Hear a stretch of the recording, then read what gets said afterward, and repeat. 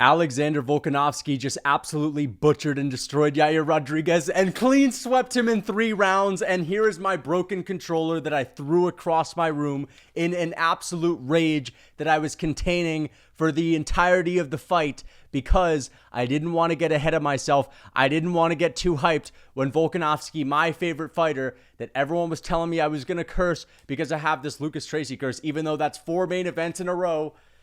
I let it all go, man. I fucking threw my controller across the room. I'm still hyped. I'm going to be celebrating for days. I don't care if I got a bunch of these picks wrong as long as I get the main event right. I don't even want to hear anything about Jose Aldo. All right, Jose Aldo dealt with the Korean Zombie. Jose Aldo dealt with Chad Mendes. Chad Mendes got butchered in 2 rounds by Alexander Volkanovski. And now Volk just destroyed the guy that put Josh Emmett in a body bag. I don't want to hear Topuria. I don't want to hear Max. He has surpassed the featherweight division. This guy is on another level. And I just want to let you guys know that I wish this was filled with whiskey because I'd be going crazy right now. I'd be celebrating. And I knew it. My live stream hit like 500 viewers, okay? We hit like 600 at one point tonight. But if I were to get this pick wrong, there probably would have been a damn near 1,000 people watching me suffer. And I know this is about to sound so fucking cringe, but I guess we'll never know, baby. Shout out to Kanye, dude. Man, it just feels so good. It just feels so good to be a part of the winning team, man. And of course, the Lucas Tracy curse, I don't care. Oh, Drickus Duplessis got an amazing moment. Shout out to Drickus Duplessis. I don't care. I don't care if I got it wrong. I got the one that makes the most sense right. I got the one that I care about correct, okay? That's all that matters to me. I'm cool with it, bro. I'm going to be sitting here on a high for the next year because guess what? You're only as good as your last one, all right? You're only as good as your last fight, all right? And the fact that he was just able to get a dominant win over a freak like Yair, who put fear into the hearts of all Volkanovski fans. I saw so many people commenting on my stream that Volk's about to get head kick KO'd. Volk's about to get sent to the Shadow Realm. Yair's just too fast for him. The Weasel, the other day, posted a video saying that I just can't see the fight going any other way than Yair head kicking this guy and KOing him. For Volkanovski to take this man out in under 3 rounds and TKO him, who's going to stop him at featherweight? Who is going to stop him? Nobody. And he's not showing any signs of slowing down. And we saw a very patient Alexander Volkanovski that, let's be honest, guys, there were some people that were sitting here and telling me that I was underestimating Alexander Volkanovski's ability to strike with Yair for the majority of the fight. I said Volkanovski would be a fool to strike with Yair, meaning he would have to grapple heavy early on to slow Yair down, to get Yair to the point to where his attacks are a little bit more predictable because they were a little bit more labored. And we saw what was happening in the 3rd round. Yair's best round was the 3rd round, in which Alexander Volkanovski didn't really make a point to grapple and commit to his takedowns. And it looked like at one point towards the end of that 3rd round, Yair Rodriguez was just landing everything that he was throwing. He was landing head kicks, right on the guard of Alexander Volkanovski and following those head kicks up with beautiful shots. Volk was getting cracked with front kicks up the middle to the chin as well. He was taking them, but he still was able to find a good counter shot on Yair Rodriguez. It wobbled him. He chased Yair up against the fence, got Yair into a clinch, teed off on him with knees and body shots and slammed Yair down and just beat him to a pulp. And the ref stepped in. Yair basically wilted. And guys, I didn't expect this to happen. I thought that Volkanovski was going to be fighting tooth and nail to get this win, but he really made it look easy. Of course, there were a couple of hairy moments in the 3rd round, but I really didn't expect him to just, dominate that easily early on and completely sun and school Yair Rodriguez on the ground like that. I thought that I was going to see Yair fighting like a Tasmanian devil in his guard, giving Volk everything that he could handle, but we didn't see that at all. No, Volk made him look easy. And I also wanted to mention this. Volkanovski not only proved that he's, yes, again, the best fighter in the world, the pound-for-pound #1 guy, but he proved that he can offensively grapple just as well as he can offensively strike. Because think about his whole title reign. This guy's been dominating people on the feet, and we really haven't seen him take a grappling-heavy approach, at least offensively, since the beginning of his career. Yes, we've seen him get the better of Brian Ortega and get out of bad positions, but we haven't seen him really rely on takedowns and rely on getting someone to the ground and controlling them and taking the wind out of their sails.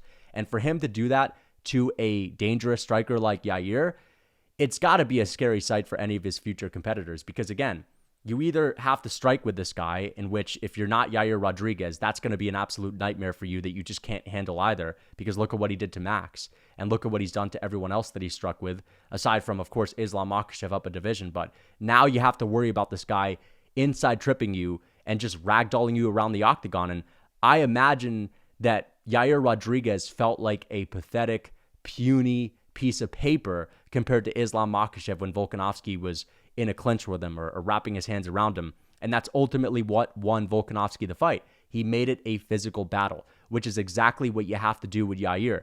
You cannot, stand with this man at range. You have to get your hands on him. You have to clinch him up against the fence and just impose your will. And once Volkanovski took him down, he just passed the guard pretty easily. And once Yair is not in his guard, he's someone that you can kind of roll over a little bit and beat up on. And Yair Rodriguez got beat up on in the first couple of rounds. After Alexander Volkanovski took him down a bunch of times, he wasn't as explosive. He wasn't as fast. And even at the beginning of the third round, he was very hesitant to throw. Now, eventually he started opening up, but again, he presented some openings, and I believe the fact that he slowed down due to the grappling allowed Volkanovski to capitalize on a more predictable Yair Rodriguez in order to find a counter shot.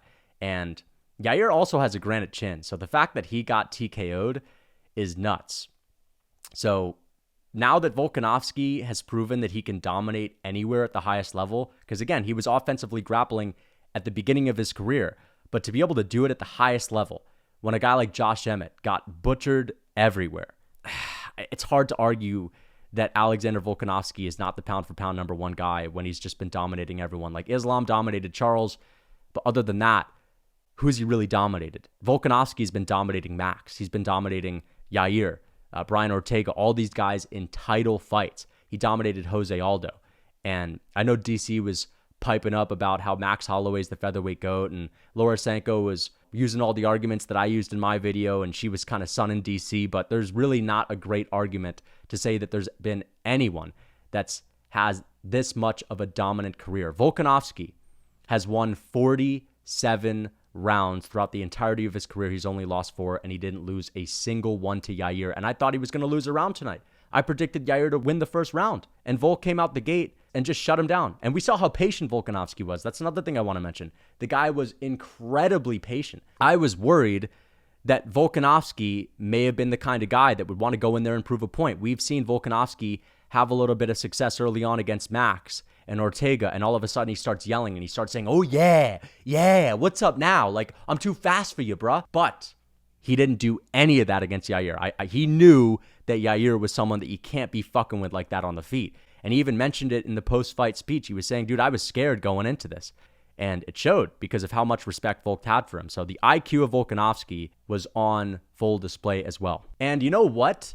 Guess who doesn't deserve a title shot? Ilia Topuria. Because guess who just got a title shot and got handled after beating a fraud? Yair Rodriguez beat Josh Emmett and got a premature title shot. At least Josh Emmett at the time when he fought Yair was coming over a couple of wins over Calvin Kattar and Dan Ige. But now people are trying to hype up Ilia that's coming off of a win over a guy that got butchered. I don't want to see it. Volk has transcended that. The only matchups that could make sense next, Islam Makhachev 2, the rematch in Abu Dhabi, because guess who's not really looking for that fight?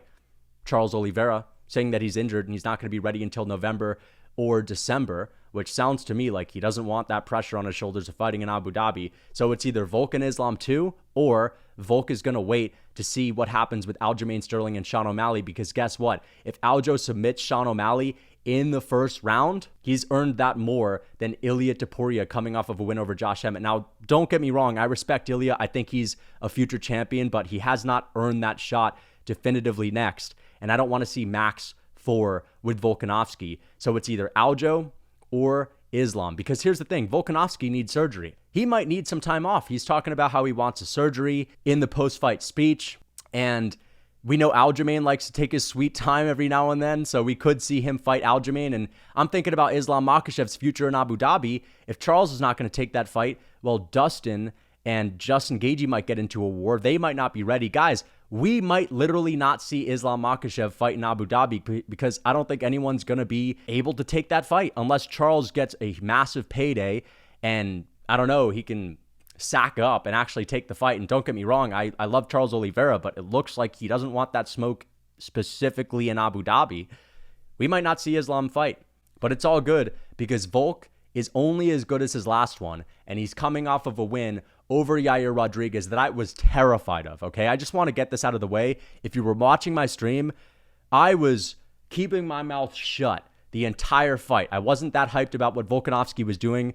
I was scared that he was going to lose this one because, of course, Robert Whittaker got TKO'd. And before that, I got my pick wrong with Jalen Turner losing to old man Dan Hooker. And I was just thinking to myself, this couldn't go any worse. This card's going terribly. And knowing my luck, Alexander Volkanovski is about to go out there and get head kick KO'd in the first minute. And he didn't. He fought a beautiful fight. And I'm actually going to be on a high for such a long time. This is just crazy, man. The fact that Volkanovski actually pulled it off that quickly and my curse is forever gone for the main events that I actually cared about. Because here's the thing. I know I've gotten some other picks wrong. The banana peel curse. Every time I've mentioned a banana peel, I end up getting those fights wrong.